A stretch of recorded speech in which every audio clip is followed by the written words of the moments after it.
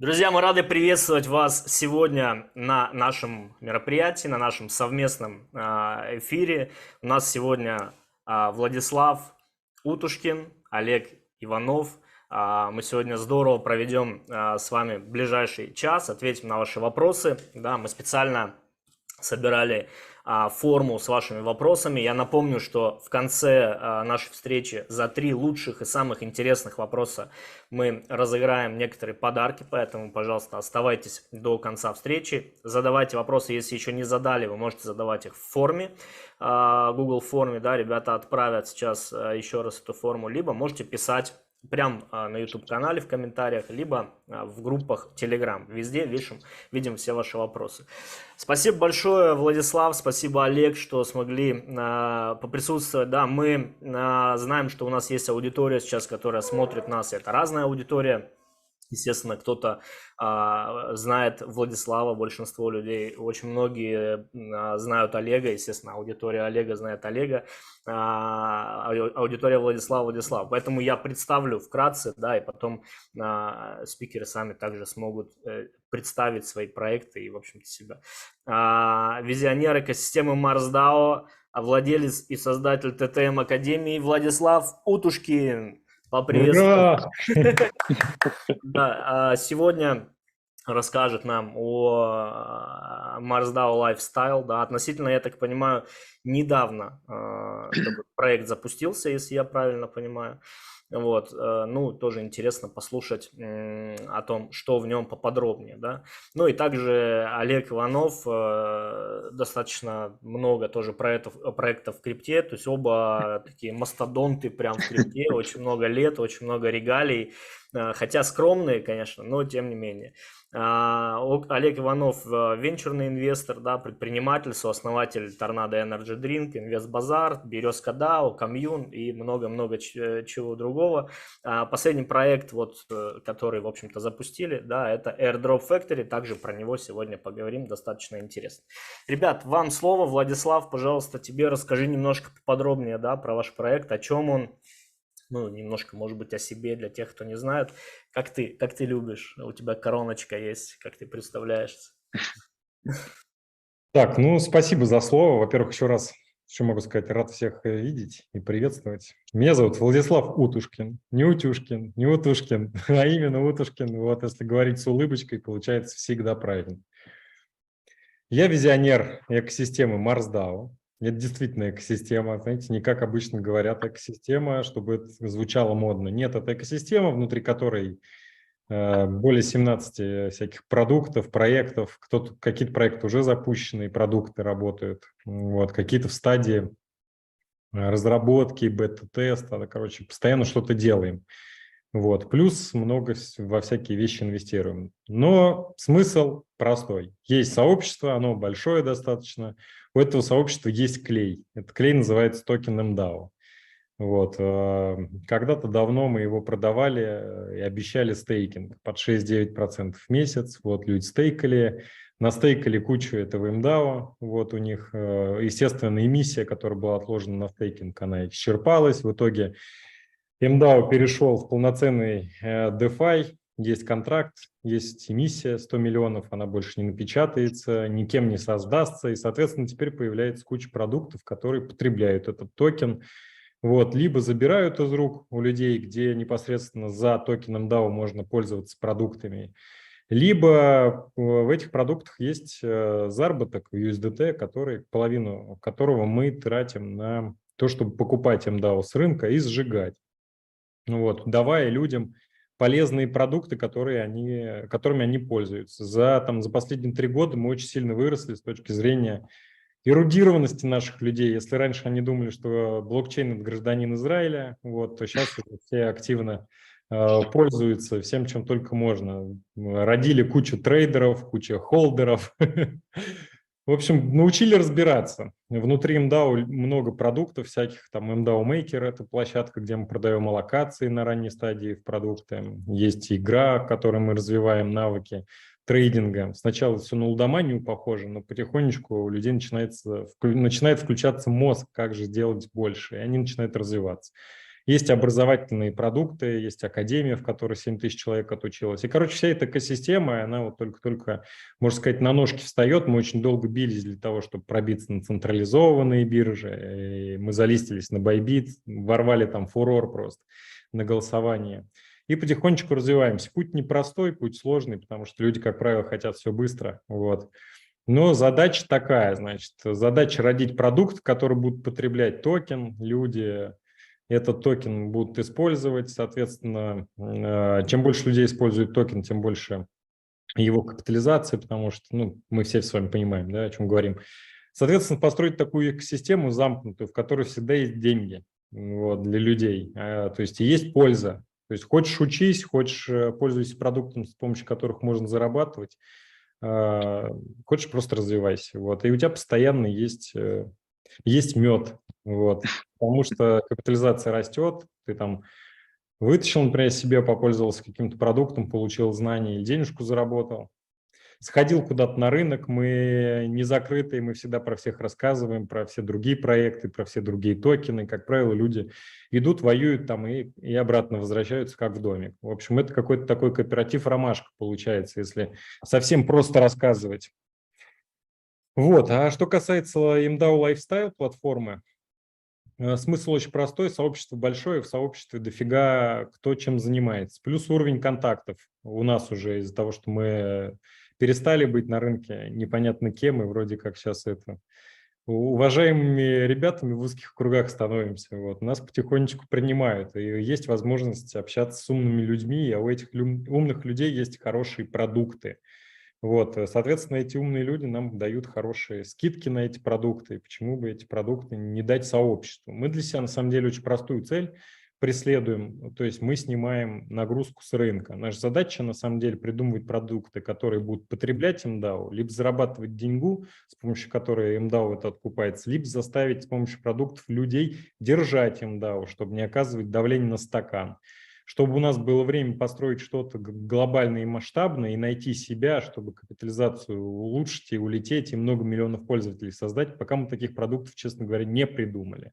Вот. Но мы идем, как любой стартап, постоянно в пивот.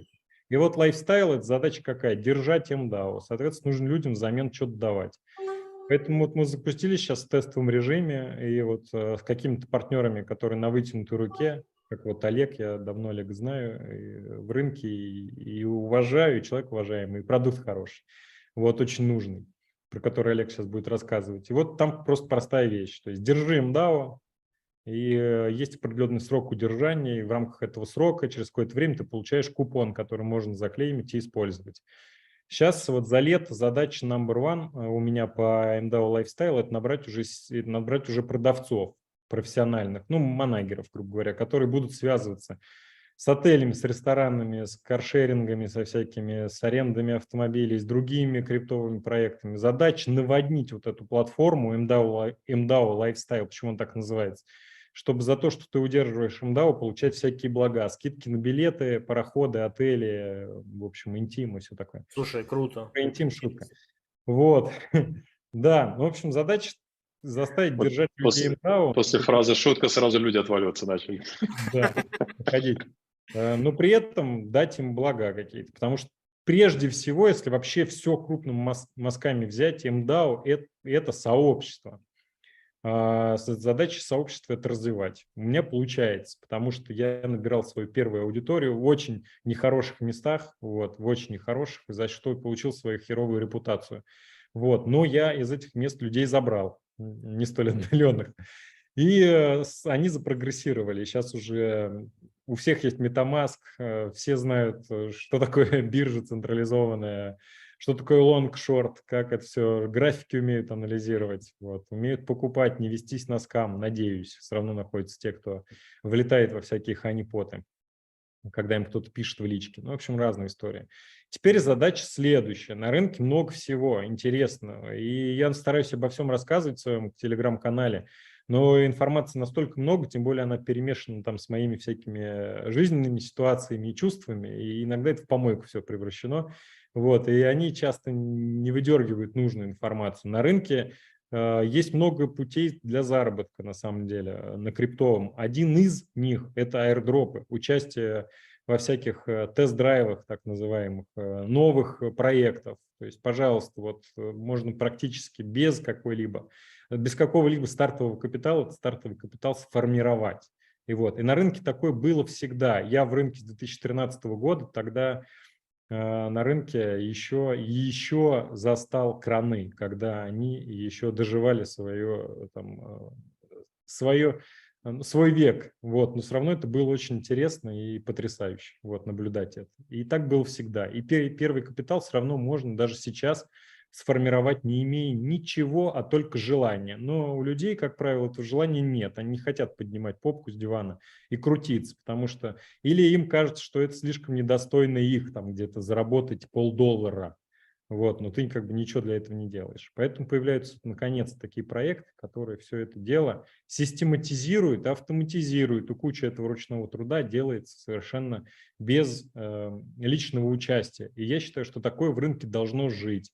И таких инструментов абьюза, я так его называю, надо создавать как можно больше, потому что проекты вынуждены сейчас создавать механики, при которых они раскидывают свой токен, потому что на горизонте у нас регулирование, и сейчас уже мы будем все меньше видеть проекты, которые на старте что-то продают, какие-то аллокации делают, больше будем видеть продукты, которые будут запускать уже продукты свои полностью, выходить на какой-то финансовый показатель, и потом у них дальше будет вызов перед ними стоять, как сделать, как свой токен, по сути, в рынок вывести. И, по сути, ничего лучше нет, мы уже с вами видим, чтобы обойти регуляторы, это аирдропы. Поэтому эта штука будет развиваться, и в этом году тоже. Поэтому этот продукт, Airdrop Factory, как нельзя кстати, и нам плюс, да, затест-драйвить MDAO Lifestyle. И все везде склапывается. То есть мы сообществу даем продукт, на котором можно заработать без какого-либо вложения существенного, там, купить подписку на этот Airdrop Factory. Не знаю, каждый может себе позволить, если откажется от капучинки, например, с утра, раз в недельку. Ничего страшного не случится. Ну а фрики могут вообще нормально себе позволить, потому что на овсяном или на кокосовом молоке кофе дороже, поэтому можно нормально себе позволить Airdrop Factory.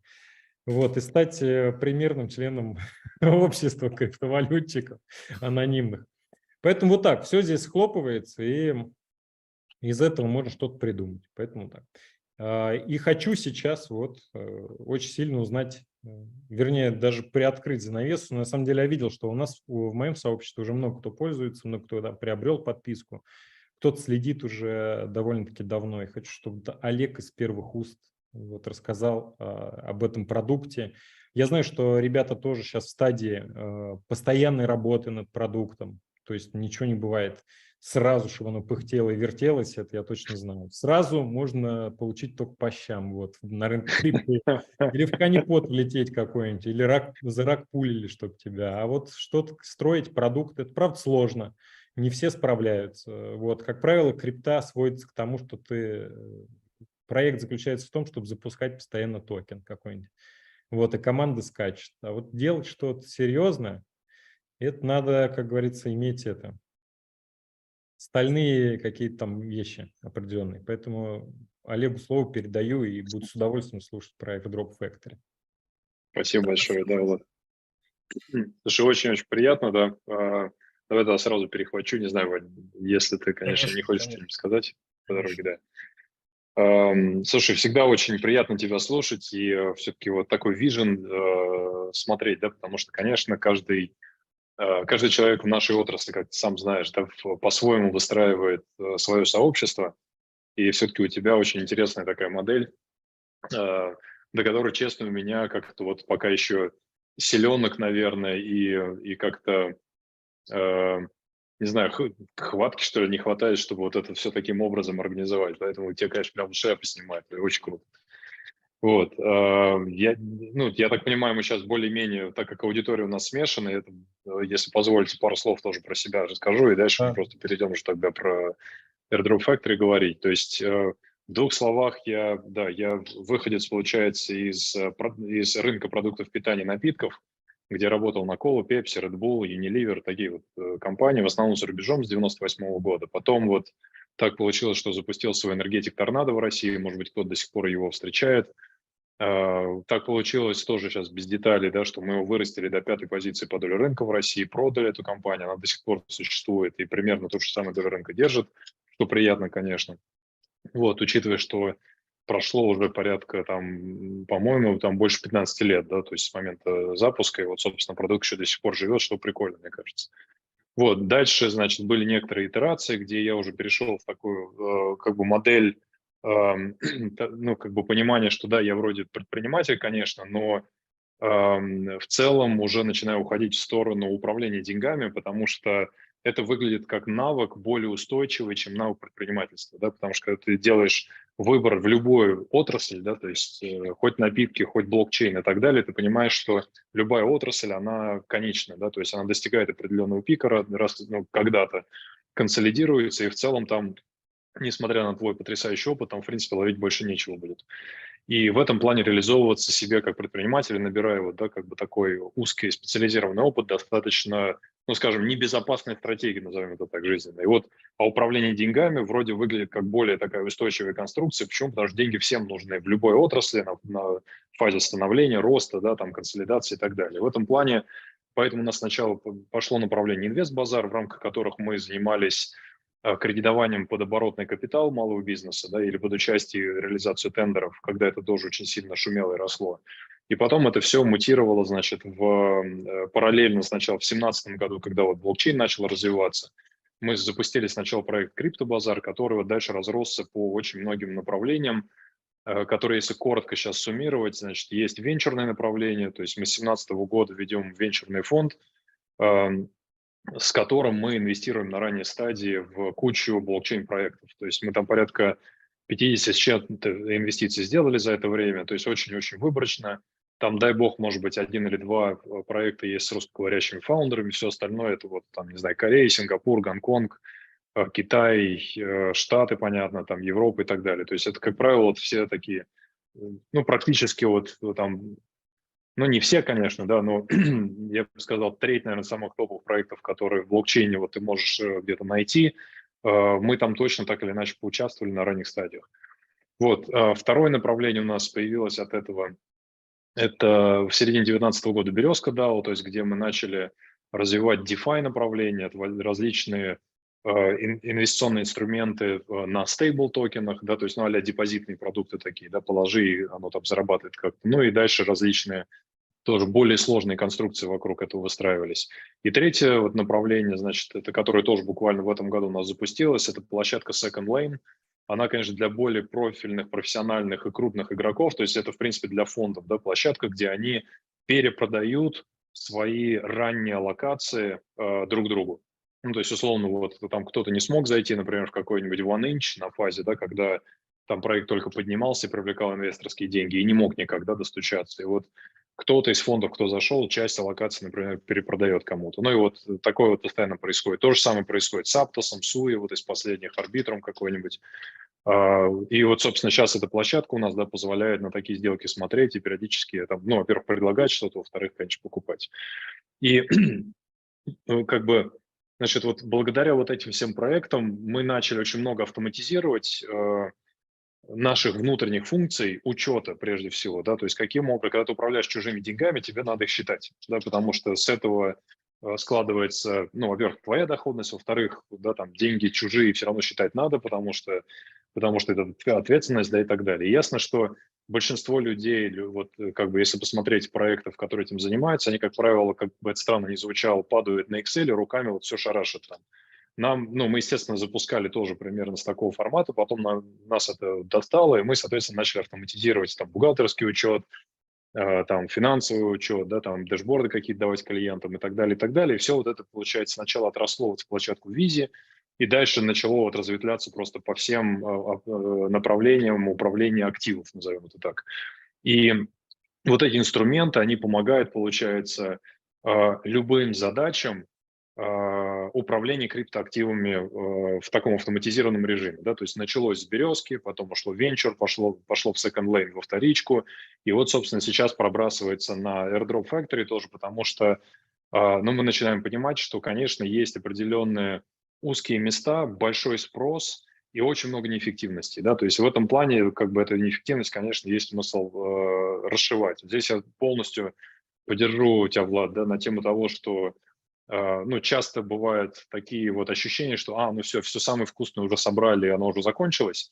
Вот, и это мы видим уже как минимум второй или третий раз эту волну, да, потому что, как бы, да, и в 2017 году там были вот эти взлеты, по-моему, даже, ну, раньше я, к сожалению, не застал этот период.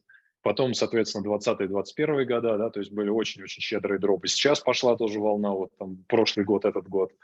И как бы ты понимаешь, что на самом деле с каждой новой итерацией суммы и масштабы этих дропов, они просто кратно растут. Да, если раньше это было несколько там сотен тысяч долларов, потом какие-то миллиончики стали пролипать, то сейчас это уже десятки, а иногда, ну, то есть мы вот видим, что они, в принципе, уже начинают уходить там в сотни миллионов, да, когда Другого более крупные. маршрута и не будет. Другого маршрута не Абсолютно. будет. Я вот с Халешкиным недавно общался, это Зирион.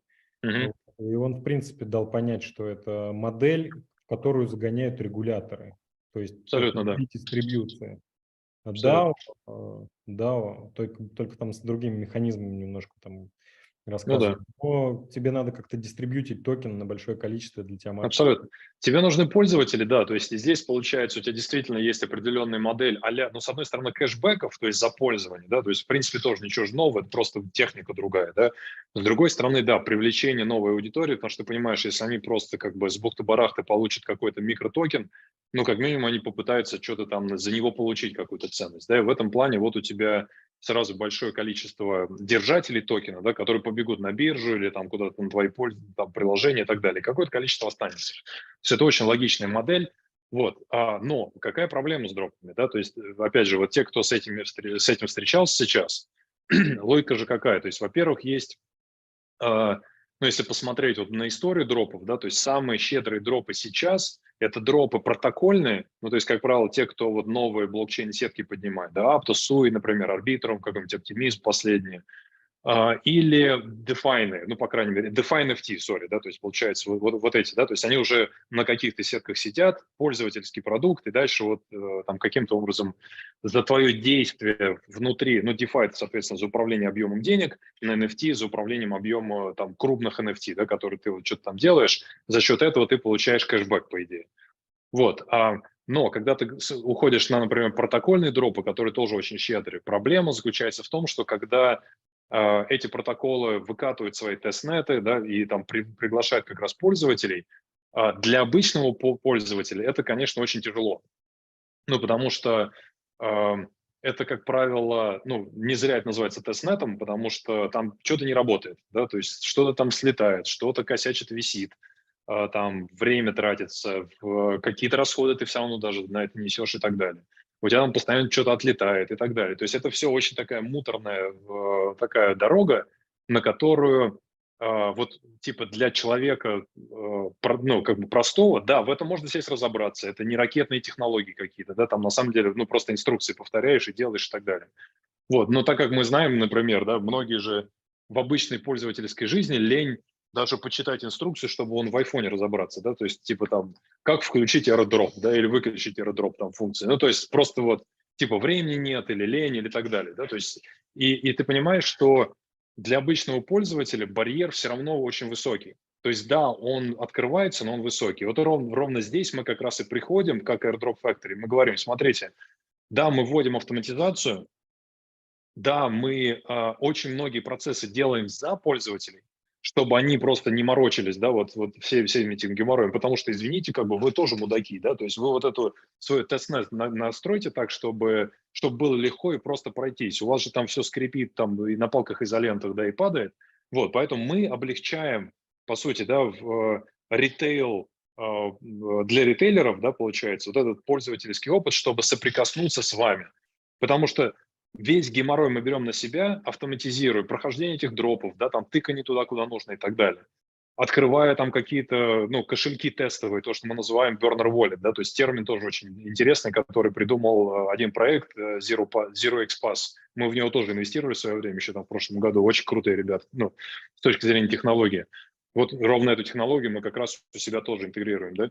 И дальше получается какая штука, то есть пройдя вот этот весь путь и квалифицировавшись на дроп, да, когда дальше, значит, проект говорит, окей, да, значит, вот тебе, пожалуйста, дроп, он прилетает на кошелек. Дальше мы даем инструкции человеку, пользователю, да, кто у нас, понятно, в подписке, открыть уже свой кошелек со своими приватными ключами и просто заклеймить, забрать его. Ну, то есть, понятно, мы оставляем себе треть от того, что дропнулось, потому что, потому что, да, то есть, ну, там, сервис, обслуживание, автоматизацию писать, деньги гонять, на минуточку, да, мы же тоже там свои гоняем. Вот, и все, и ты дальше, получается, забираешь себе этот дроп. То есть в этом плане как бы такая ситуация вин-вин получается, да, то есть с одной стороны пользователь экономит кучу времени, ну, как бы не тратит денег на прохождение вот этих там нюансов, да, не влетает в какие-то непонятные истории, не дай бог там на какой-нибудь скамерский сайт попал там или фишинговый или еще что-то, да, то есть все у него сохранно, время сэкономлено, деньги там особо не тратятся, кроме подписки. С другой стороны, когда дроп получает он, да, проект получает не какую-то, грубо говоря, мультиаккаунтинговую ферму, да, мультифарминговую ферму, где там, не знаю, 3 человека сидят и делают там 1000 адресов и херачат, да, на самом деле все в один карман. Они реально получают вот эти тысячи, мы надеемся, больше, да, там десятки, возможно, и сотни тысяч реальных пользователей, то есть которые реально это все получают, пройдя вот этот путь. И вот как бы логика в Airdrop Factory как раз, конечно, в этом и исключается. Очень круто. И на злобу дня, я говорю, пользователю что нужно? Мы все на самом деле, вот, кстати, от меня впечатляет всегда в проектах, когда разговариваешь, не должно быть конкуренции, на самом деле. Каждый проект не должен сосредотачиваться только на своем личном заработке, а еще должен сосредотачиваться над идеей mass adoption, то есть как можно больше людей в этот рынок привести и увеличить его. И Абсолютно. такие продукты нужны, естественно, потому что человеку реально сложно. Даже когда простой какой-то пост пишешь, я тут недавно сделал разбор, мне очень нравится продукт, это DLN Network, это Лехи Смирнова, ДБшник. Да. Угу. Вот, ну, крутейший продукт. Не, они очень сильные ребята, да, это правда. И, по сути, он сам, ну, как бы он все это понимает. Еще и миксер, получается, сделал самый лучший на рынке. Вот, и я там сделал полотно, грубо говоря, описаловку. Я посидел, разобрался и вывалил. Вот, и человеку реально сложно просто разобраться. Иногда просто прочитать сложно.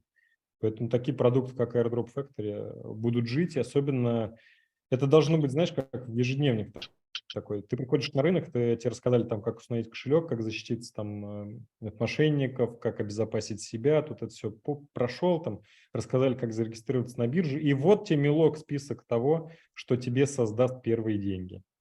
Вот. Да, да, абсолютно. Да, Это спасибо. point правильный. Единственное, Ну, что нужно по пользователям вырастить как можно быстрее, чтобы вы могли уже с помощью своей мощи приходить в такие проекты, как Aptos, SUE или еще другие. это да. И И говорить, уже, да, и более выгодные какие-то условия будут, да, действительно, получать для пользователей. мы можем отвечать за дистрибьюцию вашего токена. Вот, с помощью вот нашей истории, с помощью заданий airdropных и прочее. Быть вообще вендорами, то есть дистрибьюции. Вот к этому надо стремиться. То есть, мне кажется, вы именно к этому идете. Вы хотите стать вендором. Так и есть, да. Дистрибьюшена. Вот это правильный вижен с точки зрения, говорю, просто банального распределения токенов. В будущем нельзя будет его так распределять, как сейчас распределяют там сид, пресид, и вообще, в принципе, логика в новых проектах, ты заметил, уже поменялась. То есть они там по-другому и сиды, и пресиды распределяют капитализацию, по-другому считают от реально зашедшего капитала. И даже собственники не сидят просто так, не могут себе просто так токенов оставить, они должны обязательно денежку вложить. Вот, и сейчас мы увидим много всего. И направление... ты прав, потому что на самом деле, опять же, вот наше венчурное звено, я знаю, ты тоже посматриваешь на сделки начального раунда, то есть они, если раньше действительно это все были токенные раунды, то есть, грубо говоря, да, предпродажа по какой-то определенной цене, ну и, соответственно, там с оценкой этого вот общего там эмиссии, то сейчас токенных раундов, я вот не помню, честно говоря, когда я последний раз их видел, то есть это все equity, ну или там safe, так называемый agreement, да, то есть где ты действительно участвуешь в будущем распределении долей внутри компании, в который вшит такой, скажем, ну, так называемый токен warrant. То есть, по сути, если вдруг когда-нибудь команда проекта решит запустить токен, то тогда, значит, вот тебе там еще, значит, с небес там что-нибудь упадет. Вот, но запустит, не запустит, когда-никогда, да, там вот это все вот отложено. То есть это неизвестно, и, в принципе, часто даже сейчас уже без этого все происходит. Поэтому я с тобой полностью согласен, это становится очень... Ну, по сути, это становится обычным венчурным рынком любого технологического проекта. То есть когда ты просто ходишь в эти проекты и там сидишь и молишься, когда, в общем, этот проект начнет капитализироваться там через, не знаю, через выручку, либо через дивиденды, либо через, не знаю, Да. продажи, либо в нашем случае каких-нибудь токенов, да, которые там, дай бог, получится. Так что Романтики, потому что на рынке стало меньше. Мне нравится это, кстати. Люди стали делать, придумывать реально работающие экономики, где деньга зарабатывается. И все-таки я считаю, что единственная живая модель, ну реально прям живая, которая не погубит проект, потому что продажа любого токена – это прям сразу смерть. Вот да, уже я сейчас это осознаю, что люди, когда привлекают деньги на токен, они не привлекают деньги на продукт, они привлекают деньги на токен, и этих денег им не хватит на самом деле, потому ну что да, будет. Вот, это и правда. единственная живая модель – это revenue share. Вот, когда ты понимаешь, сколько ты зарабатываешь, и вот кусочком этого ты можешь поделиться с тем, кто владеет твоим токеном. И это то, куда надо идти. И на самом деле даже мой вижен, вот то, куда надо бы перевести через какое-то время, когда я нащупаю там, где наконец-то золото, доберусь до него, пока только это глину копаю. Вот. Да, Если не буду глину хорошо копать, мне глину раскопают. Короче. тоже верно, тоже Вот так. верно. В общем, к этому надо идти. И вот дальше, когда ты это уже докопал, нужны будут вот такие агрегаторы, как Airdrop Factory, для того, чтобы это все раскинуть и порадовать людей. Кстати, Круто. Спасибо. Владислав, интересную мысль сказал достаточно по поводу токенов. Вот сейчас очень многие ребята, которые приходят на рынок крипты, да, ну как, не только новички, на самом деле, даже те, кто там год-два, у всех есть, у многих, точнее, вот, есть такая мысль о том, что я сейчас создам какой-то проект, создам свой токен и стану миллионером, да, в общем-то. Вот у меня к вам, поскольку вы такие опытные ребята в крипте, многое повидавшие, да, у меня к вам вопрос. А, Два вопроса, точнее. Первый вопрос это новичку стоит ли сейчас, ну, банальный вопрос, да, заниматься и какие риски? Очень коротко. И второй вопрос, если человек хочет бизнес делать в крипте, у вас у обоих бизнес в крипте многие годы уже, ну, как бы, опять же, стоит ли или лучше там делать это не в крипте, а, скажем, вот просто там где-то Ваяй. ну, Яй, да. Или в Клабхаусе, да, как я. Точно. Да-да-да. стоит ли связывать бизнес с криптой? Сначала жизнь стоит ли связать с криптой, а второе это стоит ли связать бизнес с криптой? Да. Задай этот вопрос тем, кто занимается 100% времени криптой. Да? Ну, Да. не, у нас же есть разная аудитория, и много людей Давай, обращаются. я могу сказать, Давай. спроси меня вот 3 года назад, вернее, какой бы совет я себе дал 3 года назад. Да. Первый. Никогда не делай свой токен. Никогда.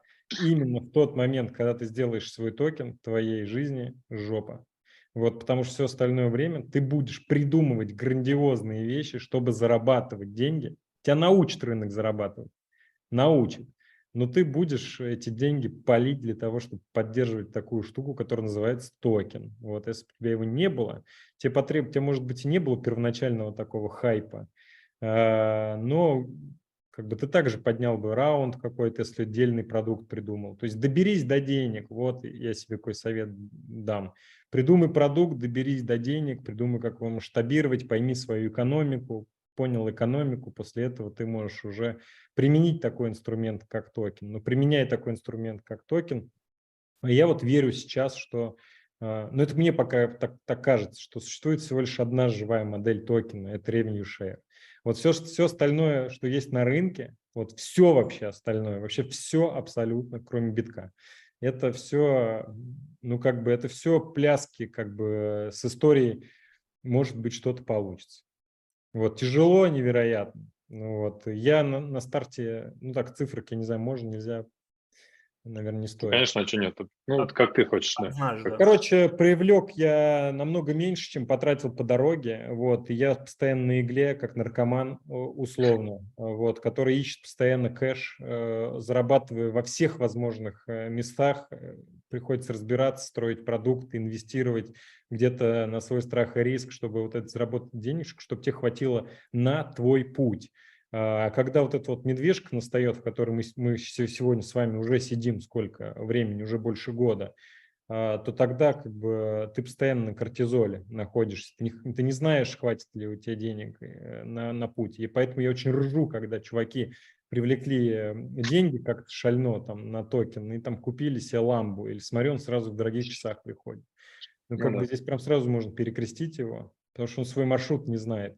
У нас порядочный резерв, и то всегда стрёмно, хватит ли тебе его, потому что путь длиной в жизнь. А длиной в жизнь он стал именно потому, что ты пришел и сделал токен. Вот, по неопытности, по неопытности. Поэтому сейчас, когда зовут там, типа, Влад, можешь там променторить, мы вот токен там собираемся сделать, там, типа, расскажешь что-нибудь по токеномике? Да, пацаны, расскажу. Никакой токеномики, вот.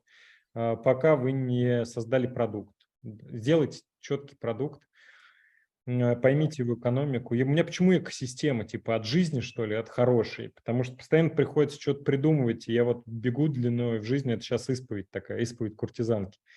Вот, бегу свою дорогу, по дороге нюхаю то, где, возможно, что-то получится заработать. Вот, и что-то реально станет большим и привлечет таки много денег и пользователей. И по дороге ища ресурс на то, чтобы бежать. Но это так вот вообще. Слушай, Без прикрас, как бы вот рассказ, без вот этих розовых слоников о том, что мы такие крутые, большие и хорошие, как бы нет. Поэтому хотите в крипту, можно ли здесь зарабатывать? Да, огромное количество вообще всего того, что здесь можно делать, просто огромное. Можно ли здесь сделать свой бизнес и стартап? Да, куча всего в крипте не хватает, вот до банальных вещей просто до банальнейших вещей не хватает. Есть здесь объем капитала, с помощью, грубо говоря, который ты можешь из рук людей забирать, давая им в обмен какие-то блага. Да, есть. Пользователи тоже есть. Мне нравится то, что говорят, рынок маленький. Да, он маленький, его нет, его не существует. Что такое капитализация всего рынка крипты меньше, чем капитализация Саудио Арамко, допустим, да? Всего лишь одна компания на фонде. Вот, поэтому его нет. Мы в самом начале, сколько бы не стоил биток, на данном этапе, грубо говоря, заходить. Ну, короче, в самом начале бояться не надо. Рынка полно, придумывать можно много всего. Вот так сумбурно, наверное. вот ты, Так, ты интересно короче, сказал. приходите, делайте. Но если каждый предприниматель будет думать, как увеличить этот рынок, то будет еще круче. Потому что некоторые зацикливаются именно на заработке и перестают думать об увеличении, то есть только на выдаивании. А нужно еще как-то его увеличивать, там, создавать вот продукты, с помощью которых люди там без капитала смогут зарабатывать, там обучающие всякие вещи надо создавать, чтобы на рынок все больше и больше людей приходило. Mass adoption, упрощать какие-то вещи. Вот смотрю, сейчас кошельки начинают появляться, там, где нативный токен не нужен. Хотя он продолжает оставаться децентрализованным, там нативный токен не нужно, чтобы транзакции делать. Наконец-то, ура, слава богу. Вот. И когда вот таких инструментов будет больше, мы с вами полетим. Мгм. Вот, а пока мы с вами в песочнице дяденек, которые манипулируют нашим сознанием, вот, и пока можно только, как говорится, молиться. Я уже миллион раз говорил, что делать стартап, любой стартап, это как смотреть, это кто-то Маск, по-моему, сказал, как смотреть в бездну и жрать стекло. Вот, примерно этим мы и занимаемся. Может быть, нам повезет, и мы выживем и станем большими на этом рынке. По крайней мере, мы уже долгожители, вот, много поошибались, и впереди еще, наверное, поошибаемся, но, по крайней мере, мы уже умеем здесь хотя бы плавать на боку, вот, а дальше как бы от везения.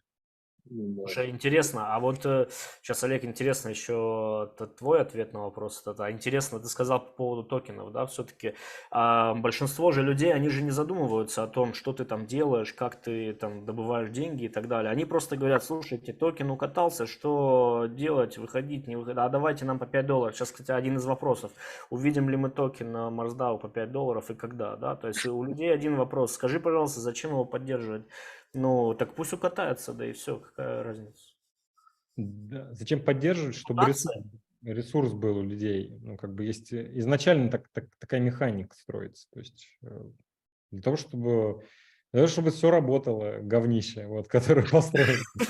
Вот, чтобы деньги у людей были, вот, чтобы система была замкнутая. Если бы его не надо было поддерживать, было бы вообще прекрасно. Но когда ты его не поддерживаешь, ну, образно, своими движениями и вообще любыми информационными, то становится работать просто тяжелее. Можно было бы сказать всем, чуваки, заморозка, рекламная пауза, не смотрим никуда, и типа дайте поработать нормально. Так не получается. Потому что от ненависти до любви один памп и обратно тоже один дамп. Вот. Что у тебя может произойти за 3 секунды, да, в обе Да, и стороны. когда Причем. ты выпустил это, ты заложник лампы. Вот, и они очень сильно портят тебе мозг, нервы. Тебе звонят везде, тебя встречают, к тебе приезжают, вот, на тебя пишут всякую херню, как бы не разбираясь с ним. Нам же обещали, нам же сказали, он должен вот миллион, я должен вот $10 положить и миллиардером стать. Вот никто не понимает, что, например, заинвестировав там 5 миллионов рублей в сраную кофейню, образно, кофейню, вот, и средняя окупаемость кофейни 2 года, 2 2,5 года. лет. Это если у тебя все хорошо будет, повезет тебе, вот. И ты куча менеджмента там. А ты когда строишь, и кофейню понятно, блин, купи зерна там, блин, организуй бизнес-процессы, все, как бы, привет. Выбери место, посчитай проходимость этого места, придумай что-нибудь интересное. Ну, как бы там все, там немного переменных, но все И то равно не получается, и то они не и то есть, получается. как бы, этих Конечно, переменных конечно. куча. Я просто почему говорю, недавно мой друг один в Москве открыл кофейню, и я сейчас знаю его боль, вот, и он как-то мне здесь звонил и писал, биток за один надо. А когда ты строишь что-то неизвестное, непонятное, мы же привыкли работать в режиме неизвестности. Поэтому там, когда вопрос мне задают, это почему $5, это потому что я как-то ляпнул, что не буду брить бороду, пока им даун не будет стоить $5. Вот. Потом, кстати, с сообществом договорился, что мне можно чуть подравнивать, чтобы не быть чтобы не выглядеть как тварь. Вот, чтобы на встречах люди как бы нормально обращали внимание на меня. Вот, и мне разрешили подравнивать ее. Многие там это не помнят, и до сих пор мне голову ломают за то, что я там подстригаю бороду иногда. Ну, в общем, неважно. Когда будет? Все для этого делается. Вот, много чего строится, куча всего в работе. Вот еще какой совет я бы дал предпринимателям в крипте. Вот себе, если вернуться. Когда ты продал свой токен первоначально и собрал на него раунд, все, сками нахер его, ничего не делай. Денег, потому что больше будет. Это шутка, это шутка. Ну, то есть, кто понимает, потому что путь Ну, вообще на грани, то есть на грани изобретения. Поэтому, когда будет все для этого делается, как бы есть понимание. Мы там за год сожгли там хер в тьму МДАО, из рынка выкупили и сожгли. Вот. Его больше не производится, там есть 100 миллионов. То есть есть понимание, что это точно будет. Главное, что немножко еще повезло. Вот, с рынком и со всеми педалями, и мы успели там какие-то продукты все-таки нащупать, которые прям взорвут. Вот. А пока ты играешь на баяне, как говорится, как нормальный стартапер, не знаю, это поймет тот, кто делал стартап. Это же ты запускаешь какую-то концепцию свою, там по дороге что-то поменялось. Ты что сделаешь? Утрешь, ну, как бы скажешь, все, спасибо, до свидания, мне не получилось, как бы все, я закрываюсь? Нет. Ты по дороге будешь, ну, если ты нормальный стартапер, как бы Да, будешь ненормальный пивотиться, стартапер, конечно, да. он привлечется, скажет, типа, извините, пацаны, не получилось, пойдет дальше. Вот, или там начнет другую какую-нибудь штуку делать. Пледы с рукавами продавать, например, ну, образно. А когда ты делаешь продукт, вот, у тебя не получилось, ты здесь перевернулся, что-то еще делаешь, еще, ну, тащишь эту штуку за собой. Вот, тащишь, и по дороге тебе должно повести все-таки. Я верю, когда что-то кто-то долго делает, вот даже на рынок смотрю, успешен все равно тот становится. Как бы тебе тяжело не было, с какими-то ты порой вещами не сталкивался, с долгами, может быть, даже, или еще с чем-нибудь. Все равно, короче, если долго делать, что-то получается. Я вот смотрю на рынок крипты, на самом деле, победили-то в итоге те, кто долго делал, ну, правда, много. Тот, кто маски во время ковида не продавал, вот, тот победил. Это По итогу у него да. есть на данный этап какой-то продукт, какой-то задел. Те, кто отходили. Поэтому не могу ответить на этот вопрос. Как бы очень хочу, чтобы так было, я прям кайфану и наслажусь. Но пока у меня цель, горизонт хотя бы бакс пройти и удержаться, потому что еще разочек, люди там некоторые на курс смотрят. Все же понимаем, что курс – это же все фигня полная. Это просто соотношение твоего пула ликвидности, то есть какой-то там есть. Запампить немного ума-то надо, то есть особенно при какой-то ликвидности там не очень большой, не миллионы миллиардов, да, а когда у тебя там лямбаш, ну, то есть можно при желании устроить праздник у костра. Но важно построить вот систему, которая работает и способна работать в долгую. Вот. И вот над изысканием этой системы очень трудно работать. Ты ее должен найти, эту систему. Вот. Поэтому все делается, как бы, работает. Ну да, Но это так и так, есть. поделиться. Что там еще интересно, что за вопрос? Да, супер. Ну вот Олега интересно тоже послушать на эту тему в 2 словах. Можешь сказать, что ты думаешь, как опытный бизнесмен в крипте? Сколько Слушай, ну проектов? я здесь абсолютно поддержу Влада, то есть мне кажется, первая такая аналогия, которая здесь напрашивается, то есть вот очень многие, мне кажется, действительно упускают вот эту логику, то, что крипта равно свой токен, не так, блокчейн равно крипта равно свой токен, да, и как бы все остальное, оно вот типа не работает. То есть я здесь, наверное, больше сторонник того, что, эм, как мне кажется, э, основные прорывные применения вообще всего рынка и технологий будет тогда, когда люди будут пользоваться этой штукой, вообще не понимая, что под капотом. Так же, как сейчас, да, ты пользуешься, не знаю, поисковиком каком-нибудь Гугла там или Яндекса, да, ты же И не знаешь, карточкой как там... даже банковской. Вот ты пользуешься, ты же не Да. Да, понимаешь, как там клиринг абсолютно, да, происходит, что там между абсолютно. банками.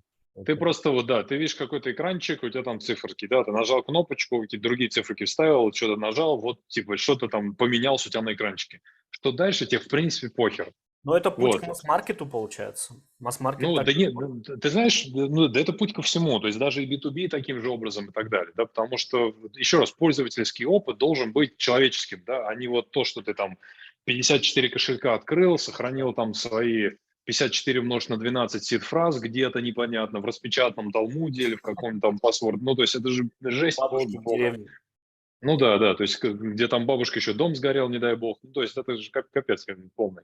Вот, а плюс еще там эти многие сети тебе надо, то есть, ну это инфраструктура строится, мы это все понимаем. Поэтому здесь, как бы мне кажется, вот, во-первых, вот эту ментальную связку очень, очень важно порвать, да, поэтому вот я, то есть шляпу просто тоже снимаю, потому что сам понимаю, насколько тяжело часто, да, вот с аудиторией просто общаться, потому что надо разбивать вот эти клише, да. То есть, ну, клише крипта равно биток, равно волатильно. Волатильно значит для спекулянтов, не для меня. Ты сидишь, как бы говоришь, что там чуваки как бы успокоились, да, вот как бы это не то, вот не жесткий знак равно, там есть до хрена всяких нюансов, да, то есть и продуктов то же самое, да, то есть в этом плане. И оно вот, даже люди, которые внутрь погрузились, там условно, просто я сейчас не буду называть имен, да, то есть у меня есть знакомые русскоговорящие и не русскоговорящие, фаундеры блокчейн-проектов, известных, вы даже знаете эти проекты, я не буду их называть, они говорят, слушай, у нас вот там, ну, как бы наши деньги есть, ну, такие обычные, да, то есть предпринимательские, мои собственные, заработал там, неважно. А, ничего там особенного, то есть, грубо говоря, там, ну, у кого-то несколько сотен тысяч, у кого-то несколько там миллионов долларов, ну, как бы не ахти, да? Типа, что можно в крипте поделать? Ты сидишь, говоришь, погоди, блядь. Ну, то есть, ты сам крипта, да, то есть ты как бы, ну, ты в радарах, как бы, ты фаундер проекта, ты не знаешь, что с деньгами делать, да, там, вот, ну, то есть, вот важно осознавать, что это вот настолько информационная часть, она не очень понятная даже для людей в отрасли в плане того, как управлять деньгами, что с ними делать и так далее. Это первый тезис, да, и, на мой взгляд, образовательная часть здесь просто критичная, да, потому что вот эти вот клише и шаблоны разбивать. Второй момент, вот то, что ты озвучил, пример, да, токенизации бизнеса и, соответственно, дальше как бы, ну, привлечение через, ну, по сути, да, выстраивание экономики вокруг токена. Это действительно мега сложная задача, как бы и ожидания от этой штуки на самом деле очень понятны, если ты сделаешь бенчмарк. А бенчмарк очень простой, это IPO компании. Ну, то есть, да, в принципе, как компания становится публичной, она вынуждена двигаться вот в таком короткими рывками, да, то есть информационное поле создавать, да, там всякие финансовые отчеты давать, потому что она должна формировать ожидания, потому что на ожиданиях люди будут принимать решения, будет расти, не будет расти, будут дивиденды, не будут. Если нет, нахер с пляжа, я все это продаю, укатываю в пол там и так далее, да. И токен ровно так же себя ведет, да, он ведет себя не из-за того, что там какая-то экономика есть, а ожидания от проекта. Вот, и в этом плане это дает огромнейшую нагрузку на любого предпринимателя, помимо того, чтобы строить сам проект, еще создавать это гребаное, ну, как бы информационное поле прежде всего, да, которое на чем-то, как бы, ну, твердом должно основываться, да, потому что если ты будешь просто там вещать и говорить бла-бла-бла, ну, как бы, нужны факты, да, поэтому вот и оно накладывает. Мало того, что ты даже что-то делаешь, тебе надо из каждого утюга там вещать об этом, да, что ты делаешь. То есть это просто нагрузка, она, ну, она не то, что там в 2 раза увеличивается, она в десятки раз увеличивается. Это очень тяжело. То есть, ну, вот в плане просто самого бизнес-проекта. Поэтому я здесь полностью, Влад, тебя поддержу. То есть, если ты даже в крипте пытаешься какой-то проект делать, да, ну, в отрасли блокчейн, веб-3, неважно, как это называть, избегай токенов в самом начале. Вот он нахер никому не нужен. Ни инвесторам, ни клиентам, вообще не, и тебе уж тем более. То есть, любые инвесторы, которые увидят как бы возможность в твоем проекте, они и так тебе деньги дадут. Ну, то есть, не под Те, кто токен, а под... увидит токен, они твои первые предатели на самом деле. Абсолютно. Уже большие Абсолютно. фонды. Абсолютно, да. И это вот абсолютно точно, ну, как бы такая вот вещь. Но дальше как бы добавить, да, наверное, последний, третий элемент, я думаю, здесь мы тоже с тобой сходимся, то, что как бы это странно и смешно не звучало, токенизации не избежать.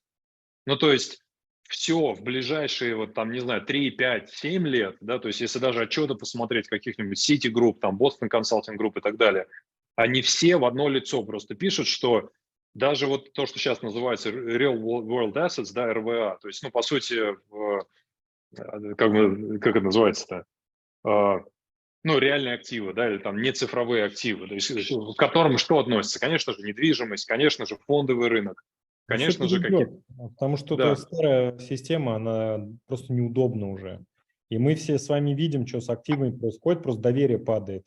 Я это ну, не очень сильно оценил. Ну, мне хватило, но я зафиксировал просто в свое время, я там писал даже в канале, когда фонду всю зафиксил. В 2021 году, это было в декабре, по-моему. И я, по счастью, мне было. Но у меня какой-то портфель там есть.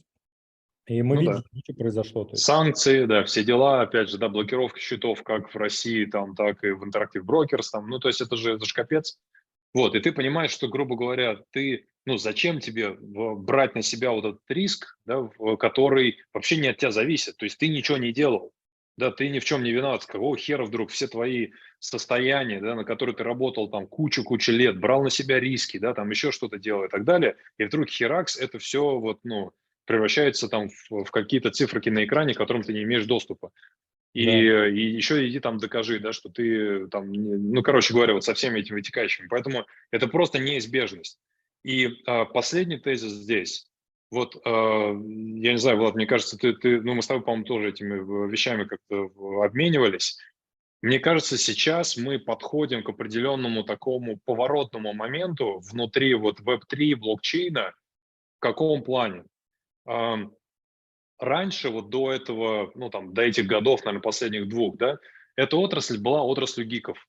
Ну, то есть тебе нужно было быть технарем, программистом, который понимает там архитектуру, стек технологий, как вот, да, там новые там виды блокчейна, консенсус, там, да, машинного кода там обсуждать, какое оборудование делать. Ну, то есть вот это все прямо хардкорная жесть вот эта, да, в которой ты, не разобравшись, ты вообще аутсайдер.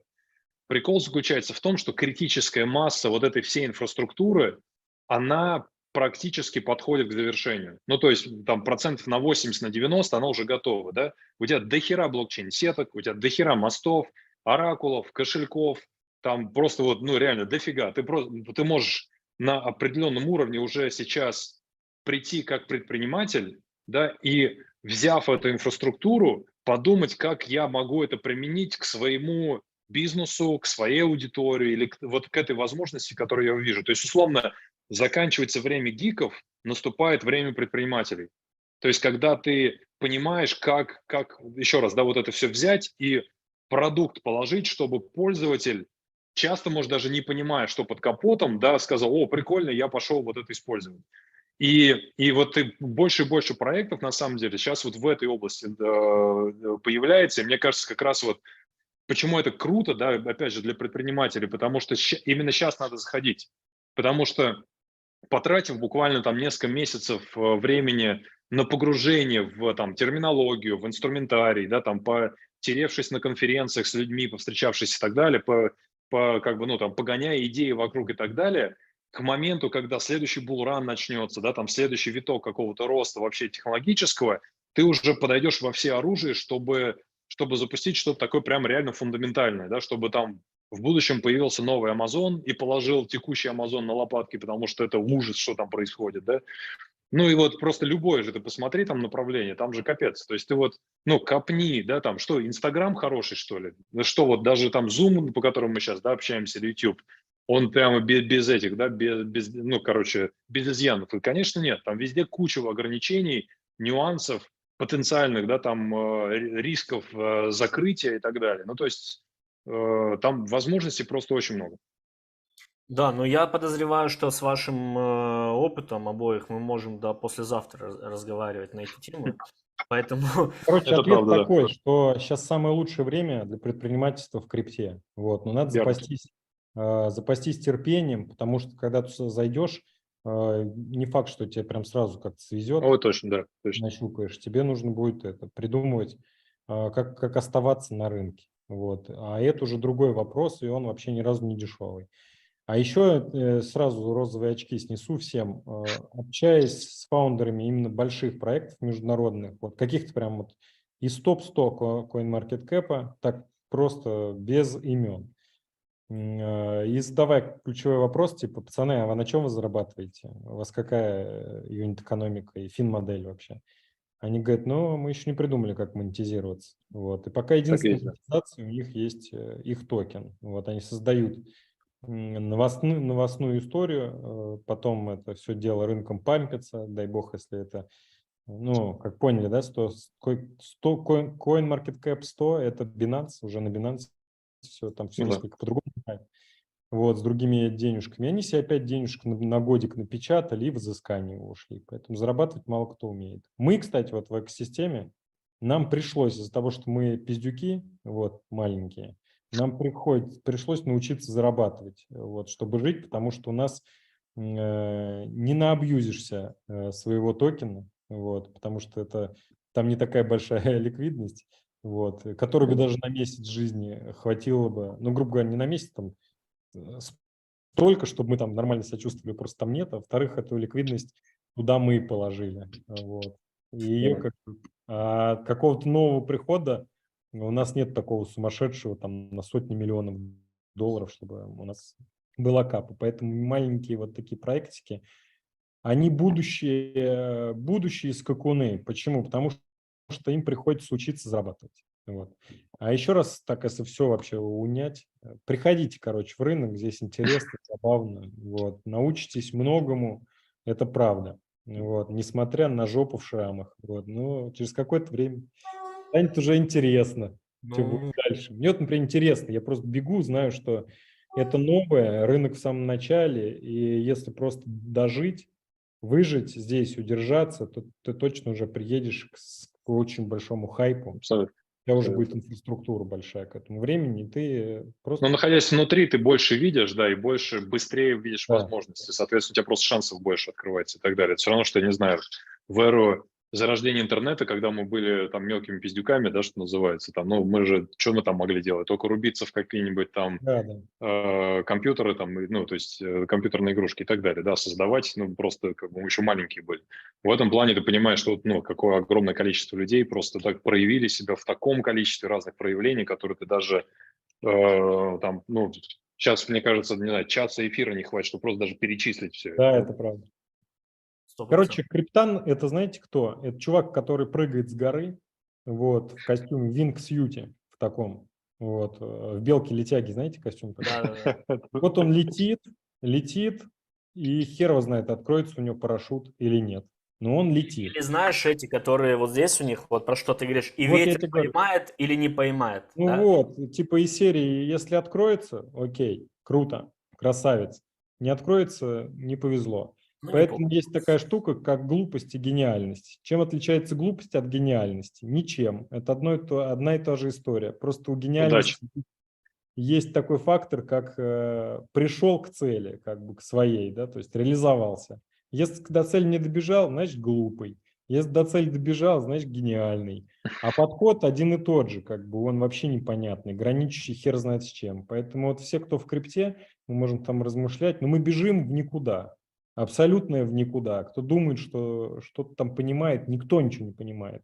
Просто кому-то повезло на старте там словить какой-то фонд, рассказать про какую-то технологию, и они там доят свой токен, сидят. Другие строят продукты и пытаются зарабатывать с помощью юнит-экономики своей. Вот. Разные подходы. И то имеет место быть. Но есть одна история. Все рано или поздно придут все равно в этот рынок, потому что это песочница. Вот, и она вырастет. Это песочница, и сюда придут. И плюс еще новые финансовые инструменты, они обязаны быть в крипте. И мы с вами увидим кучу всего интересного от ну не только кредитования и страхования, а вообще очень сложные финансовые продукты, которые придут из этого мира, который уже сегодня мы видим, как погибает. Потому Мгм. что все, что есть сегодня в обычном мире, так называемом, и в фонде и прочее, это уже очень устаревшие связки, абсолютно устаревшие. Поэтому все придет сюда, главное, короче, сжать булки и дотерпеть до этого времени. Вот, если вы готовы к этому, то вот идите в предпринимательство в криптовое. Если не готовы, то занимайте место на плечах тех, кто в этом копается, вот, и ни голову не парьте, вот, просто сидите и наблюдайте. Вот, если не знаете, что делать. Ну да. Окей. Ну, давайте вопросы посмотрим, какие у нас есть. Давай. А, Вопросы уже ближе к проектам, получается. Немножко поговорили об общих вещах. Ам, Влад, вопрос к тебе. Какая глобальная цель у команды, у проекта, и что хотелось бы сделать из того, что пока не позволяют технологии? Я думаю, кстати, интересный вопрос достаточно. Что а, хотел бы сделать из того, что не Что пока позволяет не технологии? позволяют технологии, да. Нет, технологии уже позволяют. Короче, на самом деле, знаете, в чем провал? Уже есть технологии. Провал стыка вот этого оффлайнового мира и старого мира, который сгнил на самом деле, просто связки нету. Я хотел бы токенизировать недвижимость. Я знаю, как это технически делать. Там ни хера сложного. Взял, выпустил NFT-шку, разрезал его на шейры, вот, и, пожалуйста, поехали. Вот, сделал биржу, где эти шейры торгуются, где человек может прям сразу продать в любой момент этот шейр. Вот, и я не знаю, я человек из деревни, и там могу инвестировать в любую недвижимость по миру на маленький свой кусочек, на 20 рублей. Вот, у меня ребенок там обосрался, мне надо купить памперсы, я продал этот свой кусочек в любой момент. То есть это же круто, круто. Вот, а кто-то получает капитал, строит крутые объекты. Это лежит на поверхности. Вот. Делать такое технически уже несложно. Ну, Когда осталась основная проблема же ограничения. legal, Да, связки, да, потому юридическая часть. Да. что все не понимают, еще вот этот переход крипта, ну, все, короче, говорят о крипте, многие, но на самом деле я очень мало знаю инструментов для... Мы все с вами серые такие чуваки. Переходы ее в белую плоскость именно, чтобы я мог много капитала в крипту завести и вывести.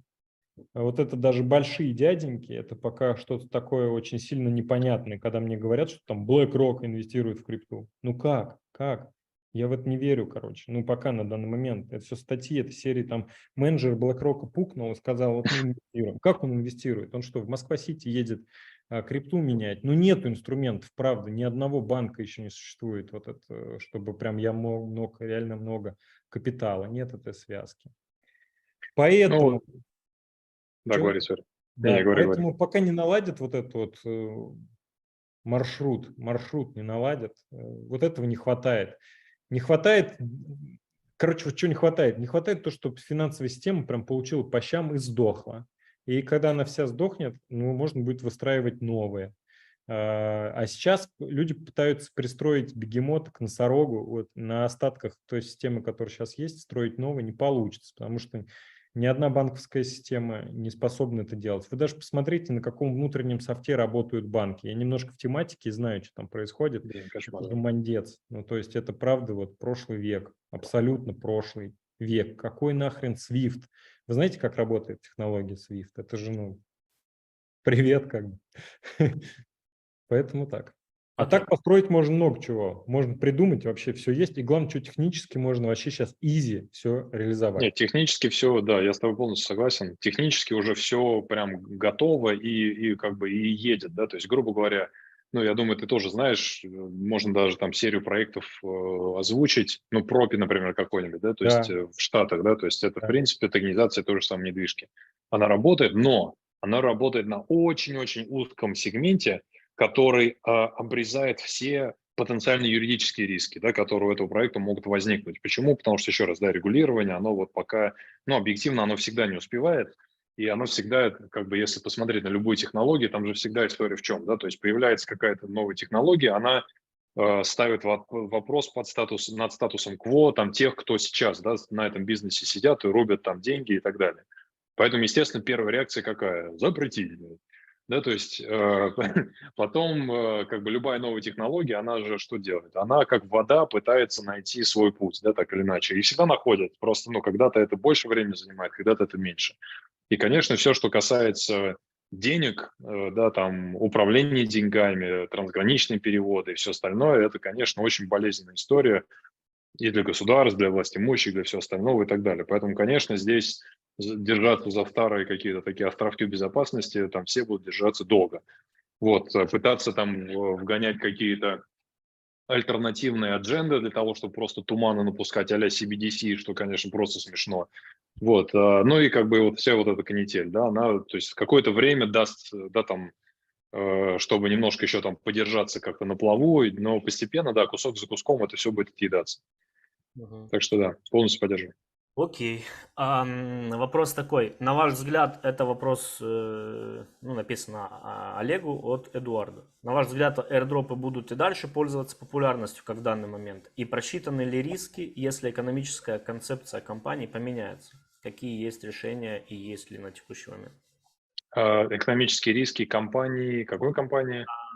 Airdропы будут ли дальше пользоваться популярностью? Да. Первая часть вопроса. И просчитаны ли риски, если экономическая концепция компаний, тех, которые, в общем-то, Окей, который делает дропы, да.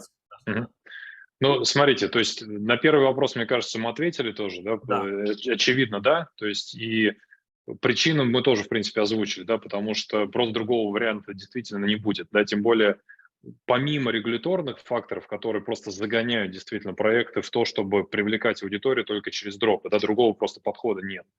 И, ну, там, или public sale делать, это тоже целый геморрой, просто в юридическом плане, так или иначе. Вот, поэтому, ну, то есть это важно будет делать. Второй момент еще и, скажем, здесь же будет происходить определенная инфляция масштабов, да, нужно тоже осознавать. То есть, грубо говоря, сейчас средний такой неплохой проект, заметный в крипте, это проект, в котором есть 20-30 тысяч пользователей с кошельками. Ну, чтобы примерно понимали, да, то есть Uniswap, чтобы вы понимали, да, это там 30, по-моему, 35 тысяч месячных пользователей всего-то. Это целый, блядь, огромный Uniswap, да, там на весь мир, который вот работает и так далее.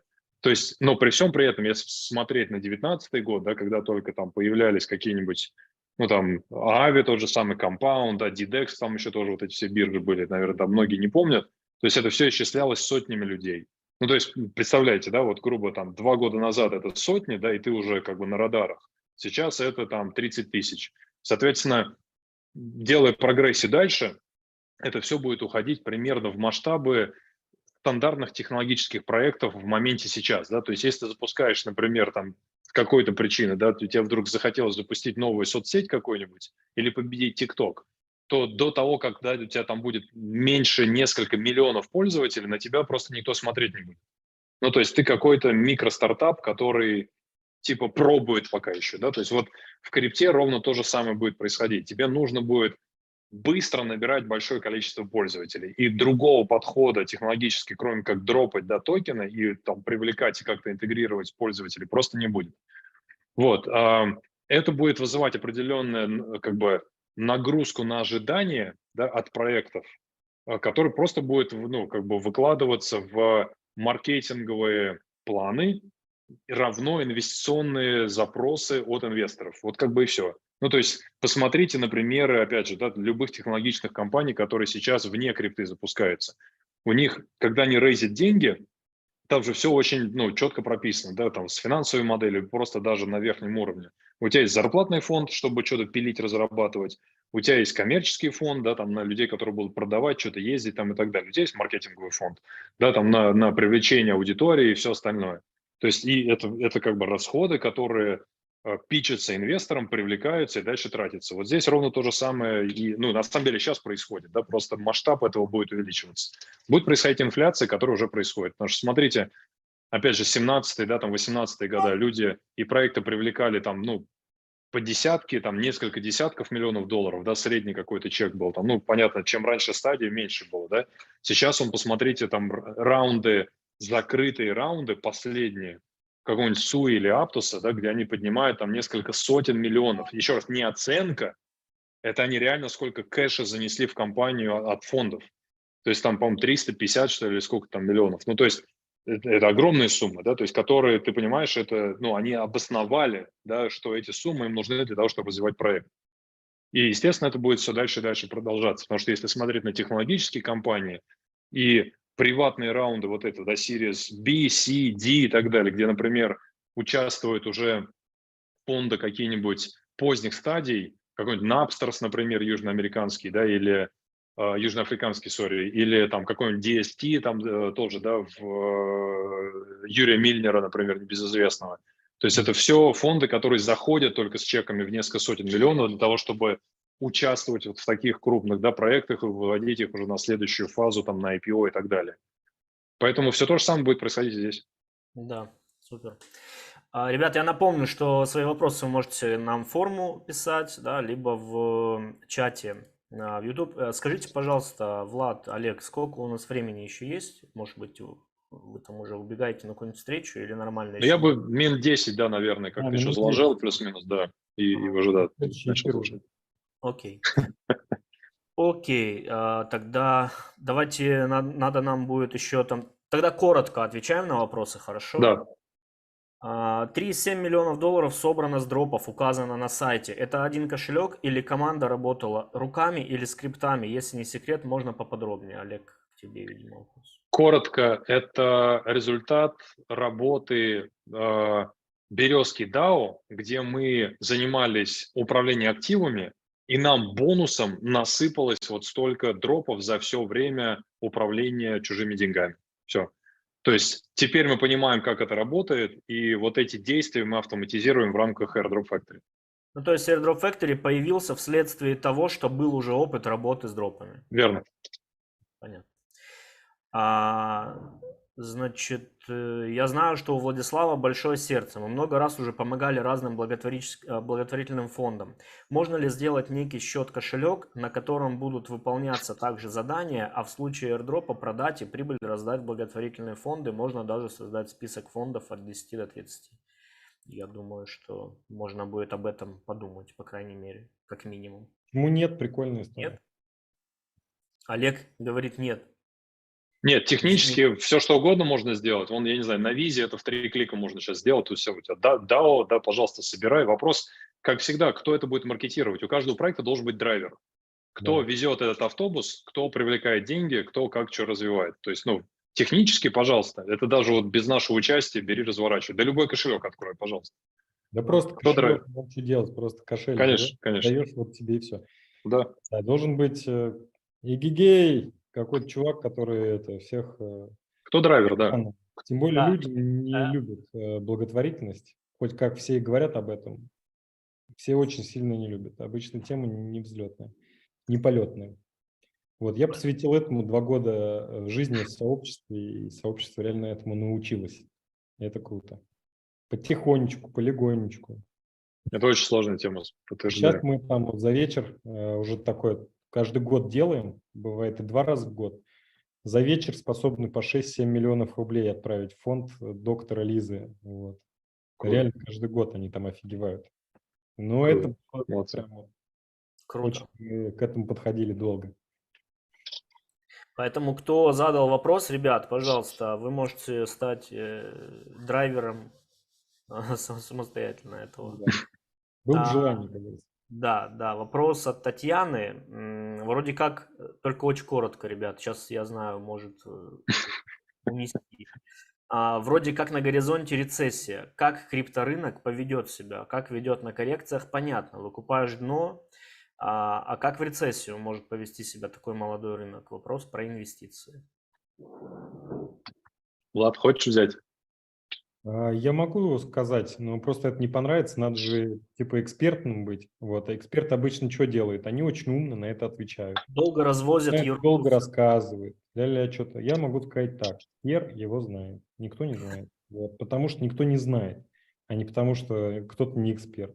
На самом Ну, деле не ответ в позволить вопросе. сказать, что следующее вот стандартно, да все будет хорошо, или если там даже будет рецессия, то наоборот, люди поймут, что какие-то инструменты неэффективны, будут искать другие инструменты, начнут узнавать про крипту. Больше людей, когда вот все тихо, люди хотят где-то драйва. В крипте он так или иначе всегда есть, потому что там есть хайпы, есть скам, есть еще что-то, что тоже драйвит рынок, показывают циферки веселые, поэтому всегда люди будут изучать там, где все-таки есть какая-то движуха и придут в крипту. И если и будет рецессия, наоборот, в крипту еще больше придет. Рынок будет умирать, все равно будут идти в крипту, потому что будут пытаться спрятать активы. Но правильный ответ – хрен его знает, что будет. Надо только посмотреть. Все. Ну да, Можем я говорю, надеяться с вами на одно, на правильную ставку, как в казино, короче, что мы делаем правильную ставку, что мы думаем, что рынок в самом начале, и нам здесь повезет, и мы с вами что-то представляем. Но если еще раз со стороны крупного капитала или old money посмотреть на рынок, и почему у меня было за жизнь 2 диалога с людьми, у которых прям, ну, короче, неограниченно бабла, вот простым русским языком. И для него просто неинтересно заходить в рынок, потому что когда он будет заходить в рынок, об него будут разгружаться. А на более мелкий капитал для него это просто, ну, как бы неинтересно. Поэтому вот пока рынок в таком состоянии находится, никого большого мы здесь не увидим, потому что он просто, у него даже инструментов нет для входа, его просто сразу сделают, как бы, и потом он опять будет сидеть ждать у моря погоды. Поэтому как-то вот ритейлом будем наращивать, придумывать классные инструменты, и люди будут заходить. Мы с вами не знаем, мы внутри одного большого эксперимента. Что с этим получится? Мы с вами делаем ставку на то, что это перспективно. Мы в самом начале, обычно кто в начале, тот хоть что-то там зарабатывает. И вот на это пока остановимся. А что будет? Давайте посмотрим вместе. Но разбираться в этом точно стоит. Это 100%. как когда-то в социальных сетях. У меня было маркетинговое агентство, мы ходили и рассказывали бизнесу, что надо вести социальные сети. Тогда еще не было ни у кого аккаунтов. И все говорили, да какие нафиг социальные сети. Да. До этого все ходили, говорили, надо сделать был веб-сайт. Да, да И какой тоже нафиг уговаривали. сайт? Вот, ну, как бы, а сейчас уже Все все. то же самое, да. Согласен. 100%, да. Но я говорю, что ответ-то в вопросе, как поведет себя молодой рынок. Ну, никто не Как знает, поведет себя молодой рынок? а то он и Вот молодой, да. есть предположение, что поведет себя очень хорошо, потому что он все равно динамичный. Да. За счет того, что здесь присутствует все равно бешеная волатильность, из-за того, что он маленький, его шатать проще. Ну, понимаете, все, вот и логика, короче. Все, что маленькое, проще расшатать. Проще расшатать, есть волатильность. Люди начинают придумывать инструменты через этот маленький рынок перегнать капитал. Поэтому появляются такие проекты, как Пепе, в которых ничего нету, и все думают, что это мем. Нет, это не мем. Это кто-то переставил большой капитал из одной точки, в другую точку. Вот, появился мем такой. Потому что, когда мем листится на биржах, на серьезных, вот, можно уже спокойно из Поднебесной, например, в Америку поставить бабки, если появился мем. Поэтому проблемы у бирж возникают, такие как Coinbase в Америке. Потому что кто-то поставил через мемкоин большое количество кэша Соединенные Штаты, ну, образно. Но это пока мысль сумасшедшего, но в этом есть логика. То есть маленький рынок, очень маленький, поэтому мы на него можем надеяться, потому что он очень сильно подвижный. Нужно обладать не очень большими деньгами, на самом деле, не очень большими в рамках именно больших денег, которые есть у людей реально, чтобы творить чудеса здесь. Вот. Окей. Я буду перебивать, потому что вы отвечали на один вопрос 10 минут, а давали себе 10 минут на продолжение. Ну, давайте еще парочку, потому Давайте что еще нужно прям. выбрать будет, да. Кто оплачивает комиссию за транзакции? Олег, очевидно, к тебе вопрос. Ведь во многих проектах для тех или иных заданиях необходимо, например, перегнать с одной сети в другую, и там требуется газ. Ну вот, очевидно, так как мы и пишем у себя на всех ресурсах, все расходы ложатся лично на нас. То есть у нас есть капитал, мы его гоняем для того, чтобы проходить эти дропы. Ровно поэтому мы от полученных дропов забираем себе треть, чтобы, естественно, компенсировать эти расходы и получить какую-то дельту от этого. Все? Окей, супер, спасибо, что быстро. Будет ли возможность мультиаккаунтинга в личном кабинете? Если да, какова стоимость и количество аккаунтов? В премиальной подписке у нас есть эта функция. Детали, я думаю, лучше уже с менеджером обсудить. Окей. Давай глобально ответим, да, что мы против мультиаккаунтинга. Мгм. Но опять же, там самой дорогой подписки. Я думаю, знаешь, как сделать? Достаточно много вопросов про AirDrop Factory. Мы, наверное, сделаем просто отдельный эфир на эту тему, чтобы ответить Ну просто. да, потому что сейчас получится, что мы тут как-то в технику уйдем, Влад будет нам махать рукой, некорректно будет даже. Да, да, Не, я да. не против, наоборот. Здесь люди в основном пришли как раз-таки не меня слушать, я уже и так всех достал. Они меня не... Не, ну почему? Ты даешь очень хороший вижен тоже.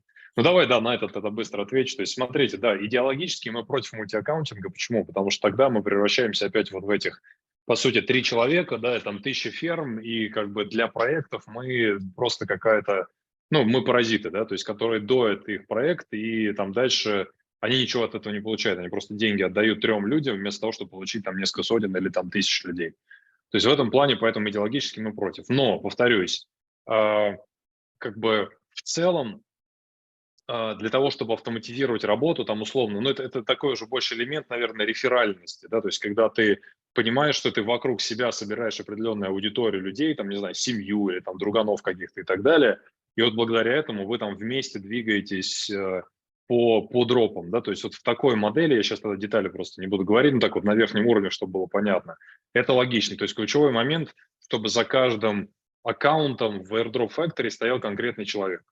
Да, то есть это критично, потому что тогда мы честно говорим, это действительно так, да, что у нас есть совершенно понятная аудитория людей, где действительно один аккаунт – это один человек. Иначе, да, иначе мы превратимся, ну, то есть иначе нам вообще не надо тогда всю эту штуку разворачивать, да, мы просто сами для себя кучу ферм развернем, и все дропы все будем забирать. Зачем нам тогда это делать? Вот, И, логика кстати, именно, да, нарастить аудиторию ритейловую, чтобы для вас, как ритейлеров, да, там, получается, облегчить ну, жизнь, да, чтобы время на это тратить, деньги не тратить и так далее. Для проектов они получают реально живую аудиторию, которая финально получает дропы на свои личные кошельки, и дальше с этими, ну, как бы с этими активами что-то должны будут делать. И это для них ценно. Мгм. Короче, вот в жизни можно заработать один раз, даже пускай много, но один раз, и потом будет херово зарабатываться все. Либо зарабатывать постоянно и понятно. Вот чтобы зарабатывать постоянно и понятно, нужно, вот есть категория потреблятства, вот людей-потребителей, которые дай, а есть люди, которые хотят что-то еще и отдавать обязательно. И вот чтобы это существовало, штука под названием «зарабатывать постоянно», нужно строить систему, которая будет и пользу приносить. Питать обе И части, Вот, да, это вот правда. ребята Да. как раз именно это и пытаются AirDrop Factory построить. То есть они могут и без вас абьюзить эту историю, но они зачем все это дело создают? Сейчас на первом этапе даже подписка зачем нужна? Чтобы как-то финансировать проект и его развитие на самом деле, да? Конечно. По нем потом понятно, когда будет дохера пользователей, как бы они все и так с этих аирдропов. Вот, но чтобы быть полезными для проектов, нужно прийти к ним и сказать, что они могут дать. Сейчас вот этот вот платеж, это по сути такой KYC без KYC. который показывает, что у нас реально есть тысячи пользователей, которые нам платят подписку, они живые, они готовы, платежеспособные, их уже, получается, на денежку проверили. Я как проект смотрю и говорю, блин, круто, хочу с вами партнериться, вот вам килограмм моих токенов, раздавайте их.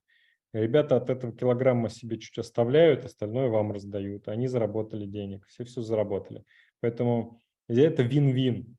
Ну да. Строить, я знаю, что есть системы и программки, которые сейчас делают люди, чтобы юзать именно. Когда ты в одну калитку себе из оптимизма вытащил 40 тысяч долларов. Вот. Мгм. Ну, как бы ты ни хера хорошего не сделал, да, сам кайфанул. Вот, ребята строят эту вещь. Вот только такие проекты способны жить, все остальное очень ненадолго. И люди сами того не понимают, они на самом деле, когда абьюзят что-нибудь и находят какую-нибудь уязвимость и думают, что они выиграли. Нет, они просто у себя забрали еще один хороший проект, который, скорее всего, не очень долго проживет, если этой штукой будете пользоваться. Вот и все. Ну и да, и ты абсолютно прав, причем ты же вот, ну, ты очень правильно даже масштаб цифр, да, озвучил, то, что, ну, ты же понимаешь, что вот представь огромное, какой объем просто действий надо произвести, а, под вопросом, получишь ты чего-то в результате или нет, и максимальная твоя награда – это там несколько десятков тысяч долларов, да, там, ну, дай бог, может, пару сотен тысяч долларов, да, там, и так далее. Ну, то есть, и вот ты убиваешь целый, там, не знаю, год работы ради того, чтобы один такой дроп в год там получить, да, вот, ну, там, вот, на твой вот этот микромасштаб, который все равно ты там как-то раздуваешь. То есть, грубо говоря, если бы мы охотились за дропами вот так, мне вот как бы такой масштаб нахер не нужен.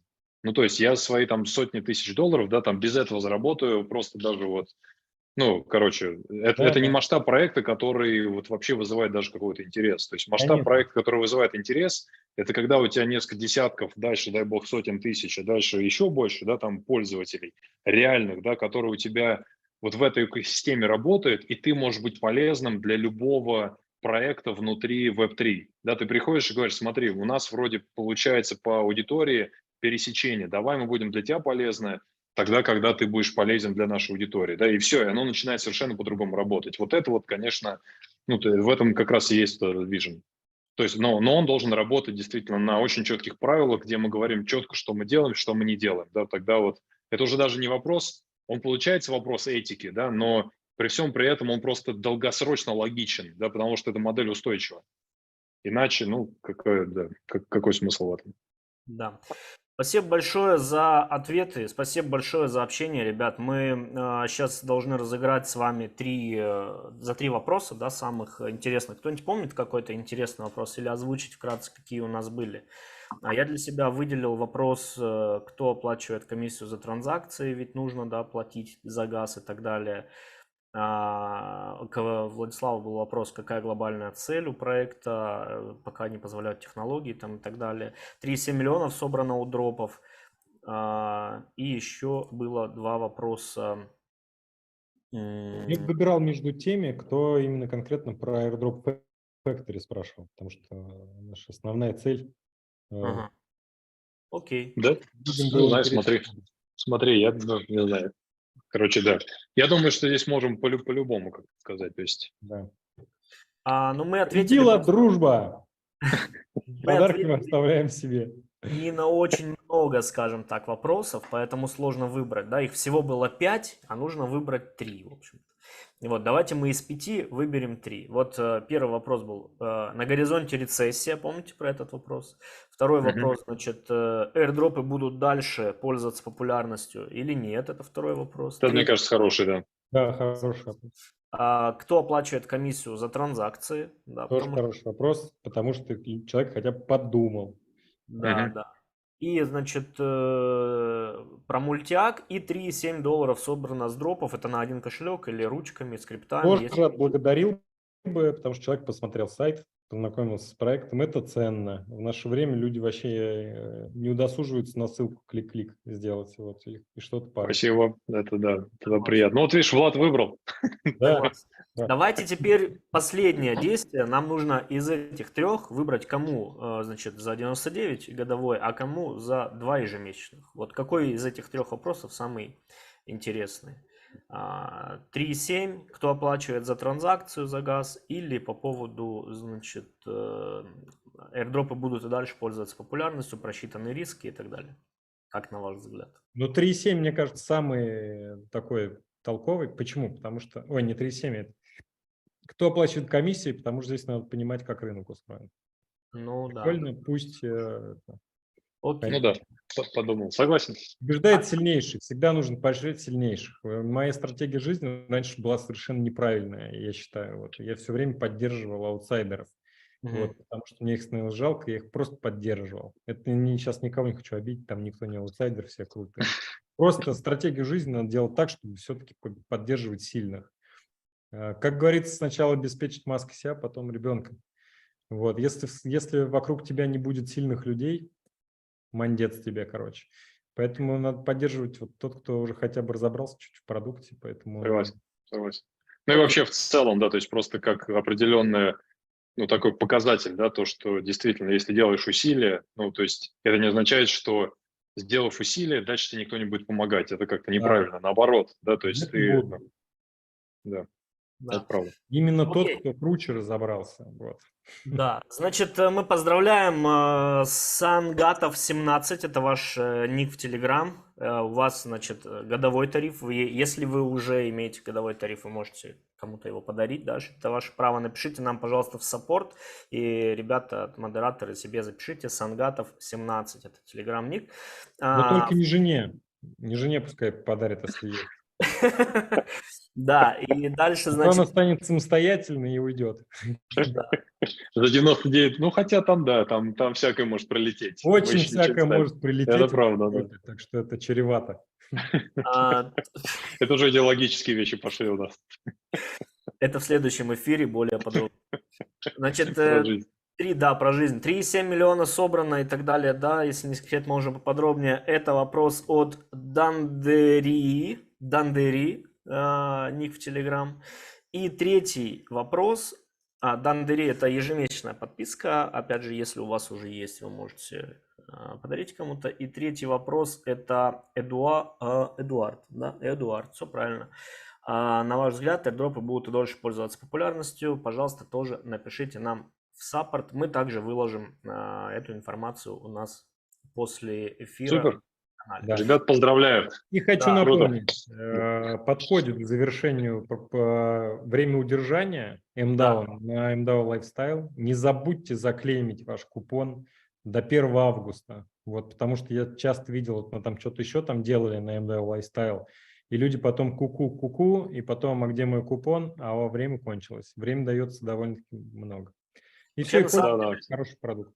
Вообще, на самом деле, что касается Lifestyle, зайдите обязательно, посмотрите Lifestyle MDAO, там тоже сайт, я думаю, есть у вас в чатах, потому что там есть... нефиг смотреть сейчас, на самом деле. Вот, идите лучше посмотрите daomars.com, и там есть раздел Journey, вот, и кайфаните от этого сайта, который мы сделали, приложили душу. Реально классный сайт, я таких в крипте не видел.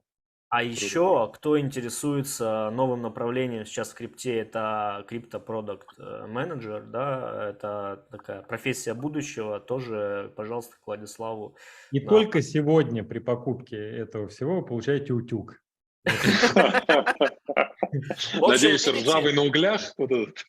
Да, когда есть большая экосистема, можно много говорить о том, на что нужно посмотреть и обратить внимание. Да, поэтому спасибо огромное, Владислав. Спасибо. Олег, спасибо вам, вообще рад, как всегда, видеть, вот, уважение. Взаимно. Спасибо большое, да. Спасибо еще раз. Хорошей недели, ребят. Да. Пока-пока. Пока-пока.